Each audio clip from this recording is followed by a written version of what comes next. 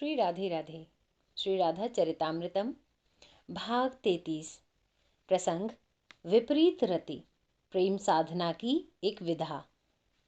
जिनके लिए सांसारिक महत्वाकांक्षा सर्वोच्च है वे इसको ना पढ़ें।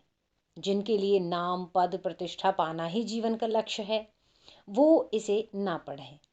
जो नैतिकता के मापदंड पाश्चात्य की विचारधारा से तैयार करते हैं और प्रेम श्रृंगार जैसे दिव्य शब्द मात्र भोग के लिए ही है ऐसा समझते हैं, वो तो कृपा करें इसे ना ही पढ़ें। नित्य निकुंज में आज सुबह हुई। वैसे रोज ही सुबह होती है, पर आज की सुबह कुछ अलग थी।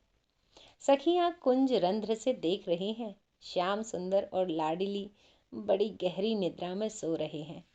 उन दोनों की मालाएं एक दूसरे में उलझी हुई हैं। श्याम सुंदर के कपोल में श्री जी के अधरों की लाली लगी हुई है और गौर अंग में श्याम सुंदर के नयनों का काजल लगा है। लटें बिखरी हुई हैं प्यारी की, और वो सुंदर काले केश श्याम सुंदर के वक्ष में फैले हुए हैं। नहीं नहीं सखियों, मत उठाओ उन्हें, ललिता सखी कहती हैं। सोने दो, रात भर सोए नहीं हैं युगलवर। देखो ना, नींद कितनी गहरी है, बहुत सुखपूर्वक सो रहे हैं, सोने दो। अच्छा ललिता जी, हमें ये तो बताइए कि रात भर क्या हुआ। सखियां हंसी, सब सखियां हंसी। धीरे धीरे हंसो, ललिता सखी ने सबको चुप कराया। हमारी हंसी सुनकर कहीं ये जाग गए तो अपराध होगा। उनके किसी भी कार्य में हमें विघ्न नहीं डालना है। हमें तो उनकी हर इच्छा में अपनी इच्छा को मिलाते हुए और मिटाते हुए चलना है। चलो उस प्रेम सरोवर में बैठते हैं। हम सब वहाँ से ये युगल वर के दर्शन भी होते रहेंगे और हमारा ध्यान भी चलता रहेगा। ध्यान? दूसरी सखी ने पूछा। और क्या, हम प्रेम रस के उपासियों का ध्यान यही तो है कि युगलवर ने क्या किया और क्या कर रहे हैं, क्या करेंगे। हम कोई नाक और कान दबाकर ध्यान में बैठने वाले तो हैं नहीं। ललिता सखी की बातें सुनकर सारी सखियां हंस पड़ीं। उस सुंदर से सरोवर में ललिता सखी बैठ गईं। सखियों ने उन्हें घेर लिया। नहीं नहीं, सखियों ने नहीं, सखियों ने ही नहीं घेरा। मोर पपीहा कोयल तोता ये सब के सब घेर के बैठ गए। अरे देखो, इस सरोवर में हंस और हंसनी का जोड़ा विहार कर रहा था, और एक ही जोड़ा थोड़े ही अनेक जोड़े थे। वे सब भी आ गए। कमल के अनेक फूल खिले हैं। मतवाले भौरे सब कमल पर ही थे, पर ललिता सखी की बातें सुनने के लिए उन भौरों ने भी कमल को छोड़ दिया और वे भी आ गए। ये ललिता सखी कौन है? पता नहीं क्या हुआ, एकाएक वज्रनाभ को, महर्षि को बीच में ही टोक दिया। पूर्ण रूप से अंतर्मुखी हो प्रेम रस में डूबकर इस दिव्य प्रेम लीला को बताने जा रहे थे महर्षि शांडिल्य, पर टोक दिया वज्रनाभ ने। कुछ अच्छा नहीं लगा वज्रनाभ का इस तरह टोकना, पर प्रश्न का उत्तर तो देना ही था और देना भी चाहिए। त्रिपुर सुंदरी का तंत्र मंत्रों में सर्वोच्च स्थान है। यही त्रिपुर सुंदरी हैं, भगवान शिव के हृदय में विराजती हैं, समस्त कामनाओं की पूर्ति करने वाली और समस्त तंत्र मंत्र की अधिष्ठात्री हैं। देवों की भी पूज्या, देवों की भी इष्ट और समस्त साधनाओं की देवी हैं ये त्रिपुर सुंदरी, महर्षि शांडिल्य ने समझाया। हे वज्रनाभ, समझो इस बात को, यही त्रिपुर सुंदरी ही ललितांबा के नाम से प्रसिद्ध है। इनके अनेक नाम हैं। समस्त देवी देवताओं की ये सदा वंदनीय भी हैं। इतना ही नहीं, मंत्र विज्ञान और शाक्त दर्शनों में तो ये भी आया है कि ब्रह्मा विष्णु और रुद्र की भी वरदायिनी हैं ये त्रिपुरा भगवती, या इनको ललितांबा भी कहा गया। हे वज्रनाभ, यही त्रिपुर सुंदरी भगवती ही यहाँ श्री राधा और श्याम सुंदर की प्रसिद्ध सखी बनकर इनकी सेवा में नित्य रहती हैं। जय हो। ये श्री राधा जी की समस्त सखियों में मुख्य सखी हैं।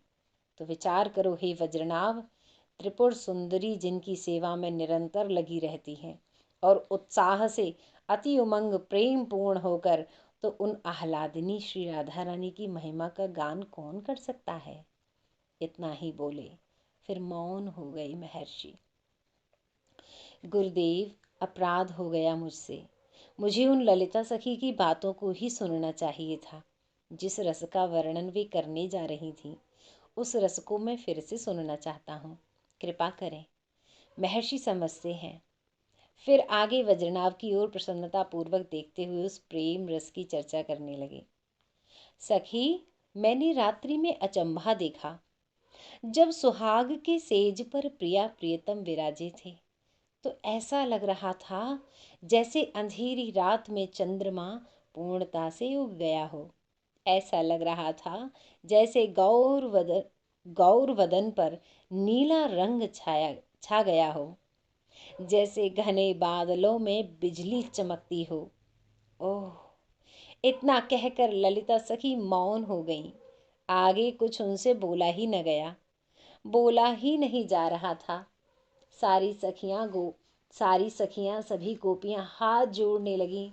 बताओ न देवता, हमारे कृष्ण कहाँ गए। फिर विलाप करना आरंभ कर दिया था गोपियों ने। उस तरफ जाकर गोपियां रो क्यों रही हैं? श्री राधा रानी ने अपनी सखी ललिता से पूछा। हे राधे, उधर कोई 4 हाथ वाला देवता आया है। सब गोपियां उसी से प्रार्थना कर रही हैं। ललिता सखी ने कहा। क्या? ये तो माधुर्य की भूमि है, वृंदावन। यहाँ ऐश्वर्य का क्या काम? 4 भुजा तो विष्णु भगवान के होते हैं ना? श्री राधा रानी ने ललिता की ओर देखते हुए कहा। पर इस वृंदावन में विष्णु या ईश्वर का क्या काम? चलो तनिक मैं भी तो देखूं कि ये हैं कौन। श्री राधा रानी उठी और अपनी अष्ट सखियों के साथ उस कुंज की ओर चल पड़ी। पर ये क्या? जैसे ही श्री राधा रानी वहां गई और 4 भुजा वाले श्री कृष्ण के पास जाकर खड़ी हुई, वज्रनाभ। श्री राधा रानी की माधुर्य शक्ति के आगे कृष्ण की ऐश्वर्य शक्ति कमजोर पड़ जाती है। और आज भी वही हुआ। श्री राधा रानी आगे बढ़ती चली जाती हैं। कृष्ण श्री राधा रानी को देखते हैं। देखते ही उनकी ईश्वरता क्षीण होने लग जाती है। बढ़ते बढ़ते श्री राधा रानी इतनी आगे बढ़ जाती हैं कि श्री कृष्ण को छू लेती हैं। बस श्री कृष्ण को जैसे ही छुआ श्री राधा रानी ने, तुरंत 2 हाथ गायब हो गए श्री कृष्ण के। संपूर्ण ईश्वरता कहीं खो जाती है, क्योंकि माधुर्य के आगे ऐश्वर्य टिक ही नहीं सकता। बस फिर क्या था, हर्ष उल्लास में मग्न हो गई गोपियां। कृष्ण को कोई निहारने लगी अपलक, कोई गले लगाने लगी, कोई अपना सिर कृष्ण के कंधे में रखकर झूमने लगी। पर श्री राधा रानी ने हाथ पकड़ा श्री कृष्ण का और पुनः उसी यमुना के पुलिन में आ गईं। यहाँ फिर क्यों? चंद्रावली ने श्री राधा रानी से पूछा। क्योंकि यह यमुना का पुलिन है। यहाँ कोई लता वृक्ष कुंज इत्यादि नहीं है। ये यहाँ कहीं छुप भी नहीं सकते। इसलिए सब बैठ जाओ और मध्य में इन्हें बिठाओ। चंद्रमा के पूर्ण प्रकाश में अब इनसे बातें होंगी, बतियाएंगी हम। बस फिर क्या था, सब चारों ओर से घेर कर बैठ गईं। मध्य में खड़े हैं यमुना की बालुका में श्री कृष्ण। सभी सखियों ने अपनी अपनी चुनरी उतारी और श्री कृष्ण के आगे रख दी। इसमें बैठ जाओ, सखियों ने कहा। सबने यही किया। हजारों चुनरी वहां बिछ गई थी, पर सबसे ऊपर श्री जी की चूनर नीलांबर, वो जब बिछी तब उसमें जाकर श्याम सुंदर विराजमान होते हैं। सब गोपियां देख रही हैं। कोई गुस्से में है, कोई अभी भी रो रही है। हम सब तुमसे कुछ पूछना चाहती हैं, बताओगे? श्री राधा रानी ने सब सखियों की ओर से पूछना शुरू किया। तुम बुद्धिमान हो, हम तो गंवारन हैं। अब हमें समझा दो, क्योंकि समझाने में भी तुम निपुण हो।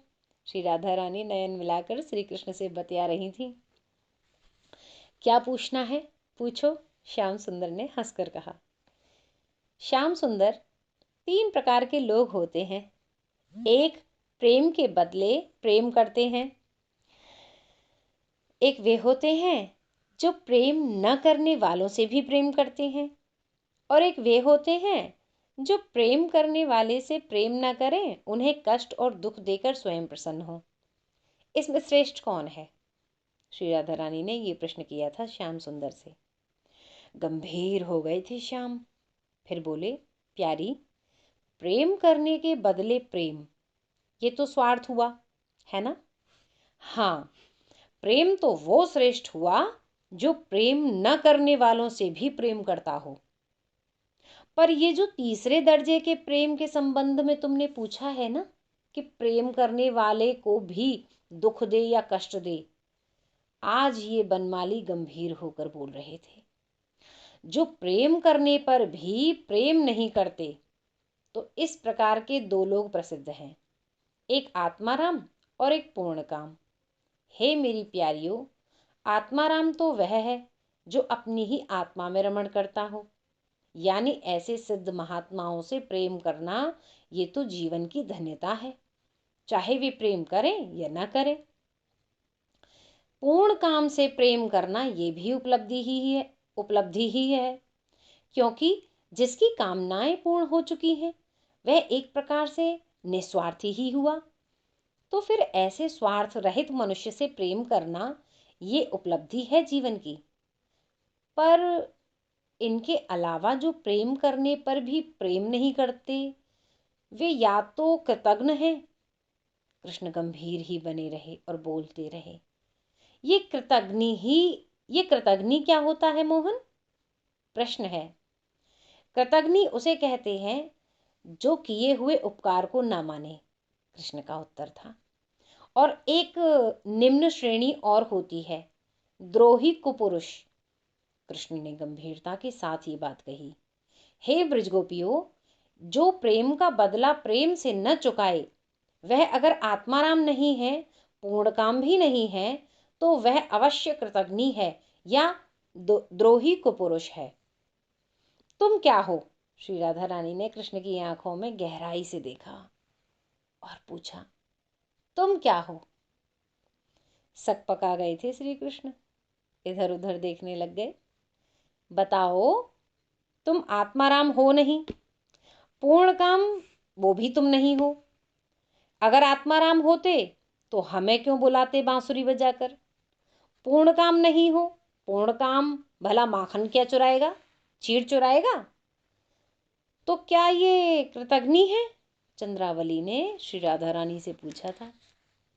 नहीं, कृतघ्नि तुम नहीं कह सकती इन्हें, क्योंकि किए का उपकार ये मानते हैं। हमने रोते हुए गीत गाया तो ये आ गए। फिर ये क्या है? सब हंसने लगी। द्रोही कुपुरुष? मैं तुम्हारे हास्य को समझता हूँ, कृष्ण गंभीर ही बने रहे। मैं तुम लोगों के प्रेम को नहीं समझता, ऐसा नहीं है। पर प्यारी, मैं ये चाहता हूँ कि तुम्हारा प्रेम बढ़ता रहे, बढ़ता रहे। इसलिए ही मैं अंतर्ध्यान हुआ था। इस विरह से प्रेम बढ़ता है, बड़ा है। जैसे, हे प्यारी, निर्धन को धन मिल जाए, फिर वह धन खो जाए, तो उस निर्धन की समस्त वृत्तियां उस धन पर ही लग जाती हैं। हर समय वह धन का ही चिंतन करता रहेगा। ऐसे ही मैंने सोचा था कि मैं तुम्हें मिल जाऊं, फिर विरह दे दूं, तो इससे प्रेम और बढ़ेगा। हाँ, और मैं देख रहा हूं कि पहले की अपेक्षा प्रेम और बढ़ा ही है। हे प्यारी सखियों, तुमने जो त्याग किया है मेरे लिए, ऐसा त्याग बड़े बड़े योगेंद्र मुनेंद्र भी नहीं कर सकते। जिस परिवार के राग और मोह को छोड़ पाना बड़े बड़े वैरागियों के लिए भी मुश्किल होता है, तुमने उस राग मोह ममता की पक्की रस्सी को क्षण में ही तोड़ दिया और मेरे पास चली आई। तुम्हारे जैसा त्याग किसी त्यागी ने आज तक नहीं किया होगा। सजल नेत्र हो गए थे ये कहते हुए श्याम सुंदर के। ये कृष्ण स्वयं हजारों जन्म भी ले ले तो भी तुम लोगों ने जो प्रेम दिया है, हे गोपियों, इसके आगे कृष्ण कुछ न बोल पाए। उनकी वाणी प्रेम से अवरुद्ध सी हो गई। श्री राधा रानी ने भी अपनी उंगली श्री कृष्ण के मुख पर रख दी। नहीं श्याम, सिर हिलाया श्री राधा रानी ने। बहुत कुछ बोलने वाले थे श्याम सुंदर, पर श्री राधा रानी ने मना कर दिया। वे तो चरणों में झुक गए, पर श्री राधा रानी ने उन्हें उठाकर अपने हृदय से लगा लिया था। जय जय श्री राधे श्याम।